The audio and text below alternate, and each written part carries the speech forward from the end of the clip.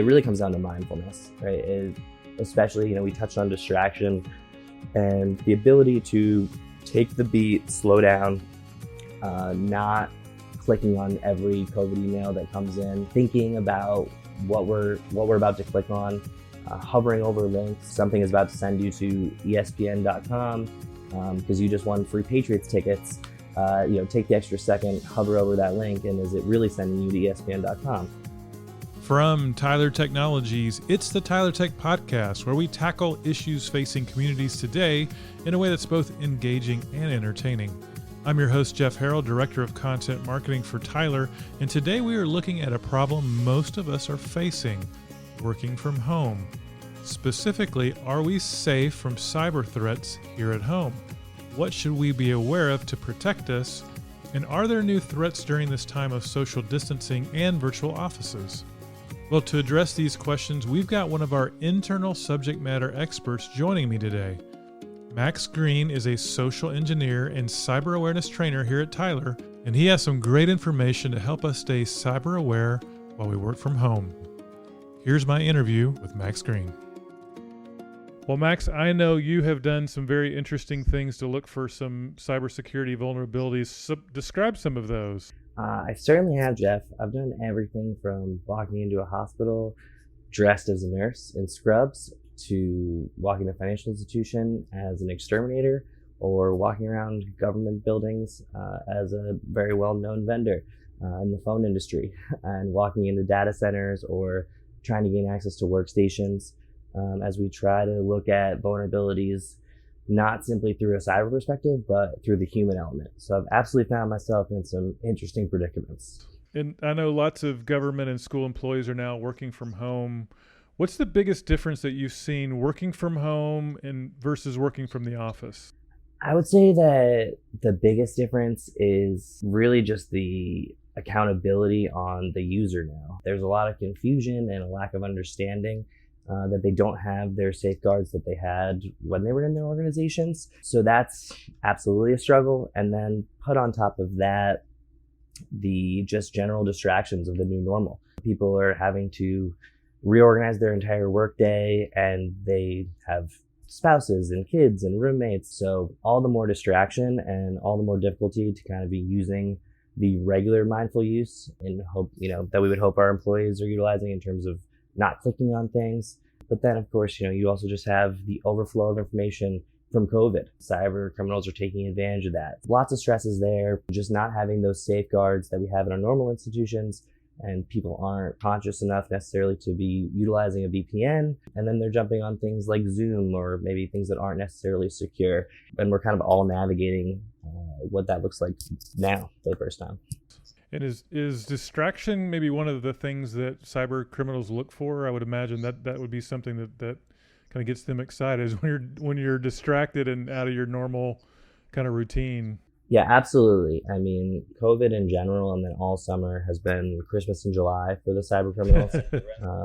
They have been able to pull off aggressive, take advantage of the unemployment, and we've seen crazy unemployment fraud throughout all states. As well as just spamming people with everything from, how to get discounted toilet paper to how to get extra money in your stimulus check, coming at it from all angles and absolutely taking advantage. It's really interesting because they've said that phishing has gone up about 90% or 60% rather, and that was as of March, but we haven't seen any ransomware cases. So they're just waiting for people to go back and plug back into their networks once they get back to their institutions. Yep. Absolutely. And we talked a little bit about cyber criminals. I think when we think of those people, I for one picture someone, wearing a hoodie, they're drinking Red Bull, eating Cheetos in mom's basement, but that's not reality, is it? No, not really. I think that everyone kind of has that idea of that, classic 80s movie star typing faster than the other guy and hacking the CIA or the FBI if you give them enough money and candy.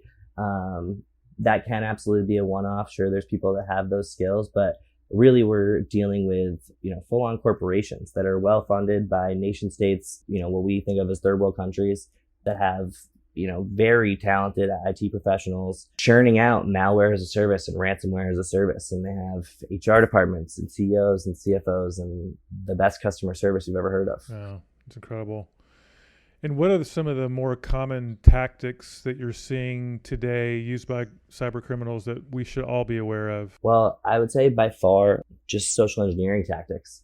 We're all really familiar with phishing, as we've kind of gotten hammered over the head with it. Other types of social engineering are utilizing phone spoofing and calling in as trusted organizations, or we're seeing a huge uptick in SMS text message fraud. I know that I get these daily, a lot of the times from the IRS telling me that I'm under arrest or that I am Amazon's favorite customer and they want to give me $300. That's probably the most popular thing we're seeing. And are there things that they're doing now to take advantage of the coronavirus and the quarantine and the nature of what's happening in society right now? Absolutely. We've really seen a shift by almost every cyber criminal out there taking advantage of this. There's been tons of reports of fake CDC websites or World Health Organization websites, misinformation. One of the really popular things was a DocuSign scam early on, going out to employees for updated information on their healthcare. So really any window any avenue they could take that COVID kind of opened up the door to, they absolutely have. Now let's get super practical. I'm working from home. A lot of us are now working from home. What are just some of your basic tips for staying cyber aware while we are working from home? In terms of staying cyber aware, it really comes down to mindfulness, right? Especially, we touched on distraction and the ability to take the beat, slow down, not clicking on every COVID email that comes in, thinking about what we're about to click on. Hovering over links, something is about to send you to ESPN.com because you just won free Patriots tickets. Take the extra second, hover over that link, and is it really sending you to ESPN.com? So those types of things are crucial. But even if you get like an account-based email telling you that your Netflix has been expired, knowing to not click on any of those and visiting your actual account as opposed to trusting that email. And when you say, because I'm not in your world as much. When you say hover over the link, what exactly does that mean? So I get an email, it's got a link, it's asking me to click on something. I literally just hover over it. And what does that do? What does that tell me? So if you take your mouse and you hover over that link, and again, not clicking on the link, in the left-hand corner, I believe, of your screen, it will tell you the URL that it's actually going to direct you to. It should also pop up kind of right underneath your mouse. In this way, just in general, not only the cyber criminals, but everyone, does kind of shorten their hyperlinks or will have a click here just for ease of use. And so cyber criminals are taking advantage of that by making it look like you're going to a site that you trust. Example being bankofamerica.com. But if you were to hover over, you're actually going to a site in Malaysia and you can't pronounce it. Gotcha. So you want to look at that address, see if it's legit. Yes. And another really great tip in that case is utilizing the /2 rule. And if you look at the URL that it's claiming you're going to, and you find the first / in any address and you go 2 dots back, that's going to tell you where you're actually going, despite it having keywords of things that you might recognize in that long, clunky address. So if we receive an email that's got a link or got an attachment, should we click on it? I mean, I feel like I'm a little bit nervous to even click on things these days, knowing how much cyber mischief is out there. What's kind of your rule of thumb in terms of actually clicking on a link or opening an attachment? Well, I think this really comes down to your job role for starters, but also asking those basic questions that you really should always, in terms of, am I expecting this? Did I initiate this? Is this a typical email I would receive? If you're not one to commonly get attachments and the body of the email looks sketchy, then absolutely not. But if that is your job function and it lines up and it's timely, then sure. But as you said, these are really stressful times, so the additional thing to do would be to reach out to the sender if you really weren't sure and confirm that this was sent to you in a legitimate fashion.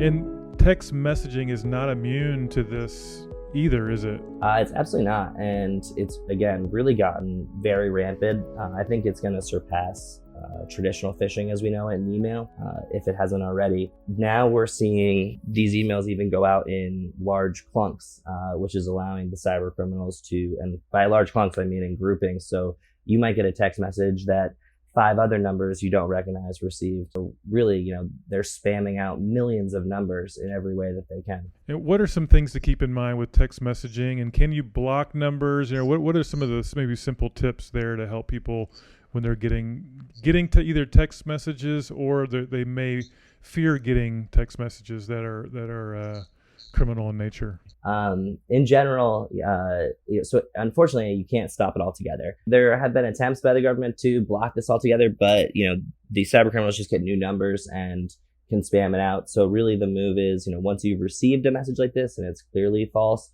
you can definitely block that. I think a lot of people fall into the trap of getting what they think is a text message from their financial institution. And people are, there is fraud protection in that way. And so people are very reactive to that. But again, it's similar to that email phishing, not just trusting that text message and that link telling you you're going to an account, but actually calling your institution or visiting your online banking once you receive an alert like that. And what about phone spoofing? Is there things you can do? I know that's probably gone, I don't know if that's gone down. I feel like that was a pretty common approach. I feel like I get less phone calls, but I'm sure it's an approach that still gets used today. What are some things we can do to avoid being spoofed on the phone? I think we are probably seeing less phone calls just because us as a society don't want to answer the phone as much. However, it's definitely still a very common tactic. It's something that I deploy on a regular basis and with a surprising amount of success still in terms of testing. Unfortunately, you cannot really block spoof numbers either, because what a spoof number is doing is utilizing the legitimacy of a real number. That said, that can be incredibly dangerous. The caller ID was inherently invented so that we could trust the phone and we could trust who was actually on the other line. And the cyber criminals use spoofing as a way to take that power back and use it against us. I know personally, I've even received calls spoofing my own number, and I'm worried this is my Back to the Future moment. And, I'm warning myself about 2020. But tell yourself you're going to leave a message, don't answer those calls. But again, the best thing to do, if you're uncertain and it doesn't feel right, is simply ask to call them back. Can I give you a call back? What's your extension? Because a cybercriminal doesn't own that spoof number. They can make it display on your phone as that number. But when you call that number back, you're going to reach that actual organization or that actual person they're hoping to pose as. Is it just a good practice to, if you don't recognize the number, just to let it go to voicemail? Is that a good practice, or is that being a little bit overly cautious? Personally, I absolutely will do that. You can even set your phone to not even have a number ring if your phone doesn't recognize the number. In this way, I think the general rule of thumb for most people is if it's important, they'll leave a voicemail. That said, if you are supposed to be on the lookout for a call, maybe we don't need to go to that level, but absolutely that's one way to mitigate risk.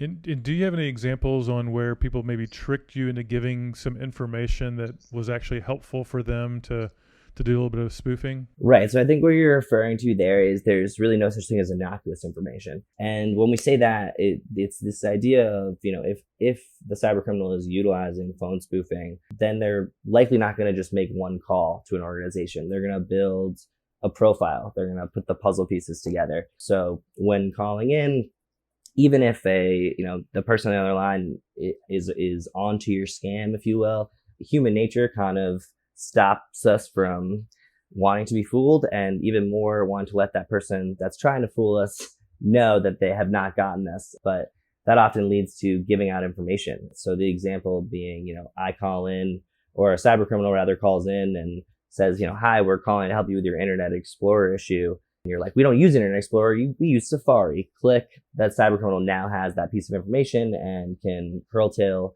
their pretext to whatever you've given them. Obviously, financial institutions and, lots of different things kind of try to combat this by utilizing a multi-factor code that they'll request to send to you, which is something that I wish we had touched upon earlier in terms of kind of those simple things to remain secure and simple tips, because multi-factor can really be the game changer. You can utilize this in everything from your email, your social media accounts, all of your financial accounts, credit cards, online banking. And what multi-factor is after you type in your credentials to get onto any of these sensitive sites, it then prompts you to receive a text message code. What this does is allows them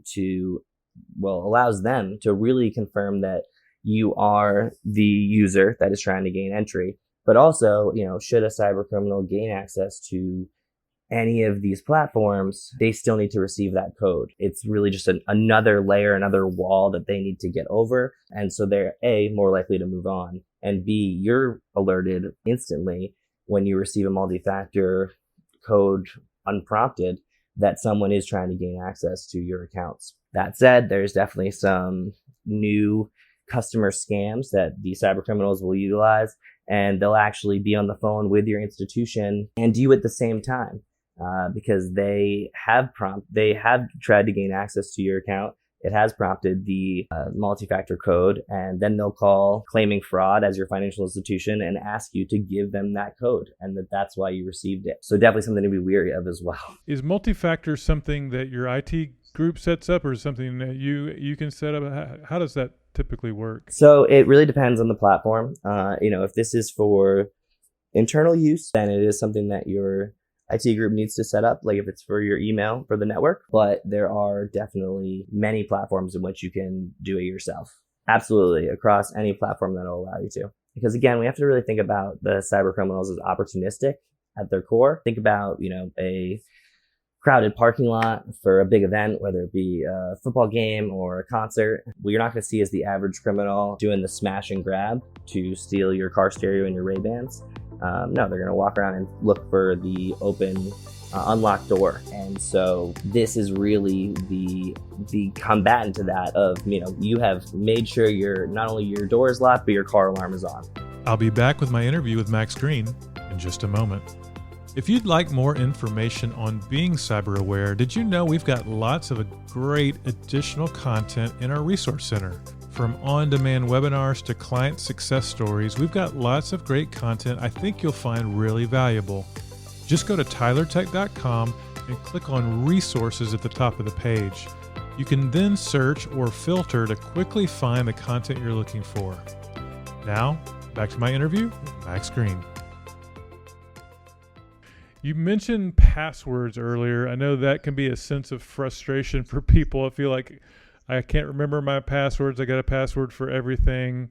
So I don't think you want to let your frustration leave you exposed. What are some of the biggest mistakes people make with passwords? The biggest mistake, and the thing that we see really across the board in institutions, is the utilization of season and year. Everyone is really prone to that. So right now, summer 2020 is probably thousands and thousands of people's password for many, many things, especially when they're prompted to change their password every 90 days because it fits that Windows convention. It's seen as a complex password, or they simply are using password or password with dollar signs, which isn't really making it any more complex, or they're using their pet's name or their children's name. So that's kind of the traps people fall into. So is there anything that any advice you would have in terms of how to keep passwords safe and how to keep track of all your passwords? One thing I would suggest is looking into a password manager, a Dashlane or a LastPass or a Keeper.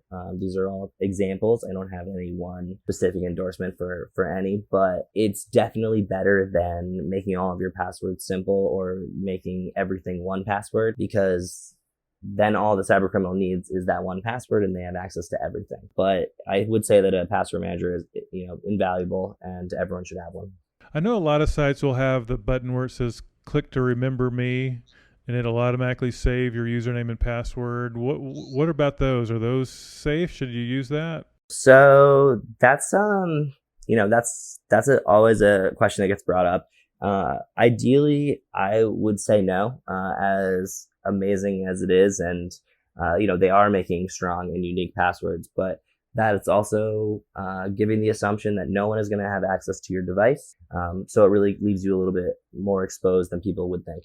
I know now, especially with COVID and working from home, we are on a ton of online meetings. You and I are meeting right now on an online meeting platform. Those are safe, right? Those can't be compromised. Well, that's not entirely true. Unfortunately, we have heard so many instances of people jumping on Zooms that they shouldn't be, having meetings, open meetings that, don't have set times or don't have passwords attached to them. And also, the people that are making these adjustments and for the first time working from home and trying to set up video conferencing haven't necessarily invested in these tools. Currently, Tyler, we use things like GoToMeeting or WebEx, for instance, and those are typically used for business and have been vetted, whereas opposed to the freer tools like Zoom, might have more vulnerabilities and people may be more at risk than they're aware of.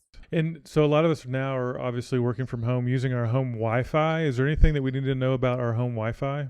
I mean, absolutely. Again, ideally, you should really only be using your home Wi-Fi to then connect to through your VPN client to your actual organization's network. Again, and by doing that, you'll have the typical safeguards that you would if we were all still in the office. That said, it's really important to have a very strong password for your at-home internet. Just making sure that that's as secure as it can be. What a lot of people don't know is that on, our routers that were given by Spectrum or, whatever cable provider you may use, typically are still set as, for the password and username as admin and admin. And so no one ever makes those changes. No one, enables their firewall options.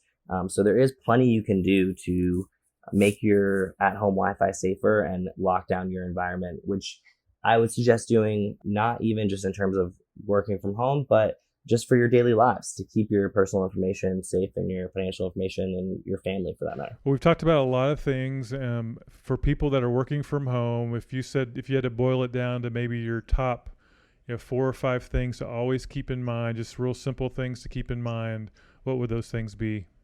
All right, boiling it down. Well, absolutely passwords. If I could just make all of them passwords, I would. Passwords, passwords, passwords, and passwords. It's really the first step we can all take. But then, again, initiating multi-factor really can be a difference maker. Not just aimlessly clicking on links, remembering to hover over links, remembering our /2 rule. Again, anything in front of that /2 we don't need to pay attention to. Anything after, we don't need to pay attention to. And really know where we're going before we're just jetting off and clicking on links. And most importantly, just, again, mindfulness, taking the extra second, reading what you're clicking on, asking yourself, am I expecting this? Did I initiate this? Does this make sense? Those things would probably be my top things that I would tell people. Great advice, Max. If people wanted to connect with you, is there a good way for them to do that? Absolutely.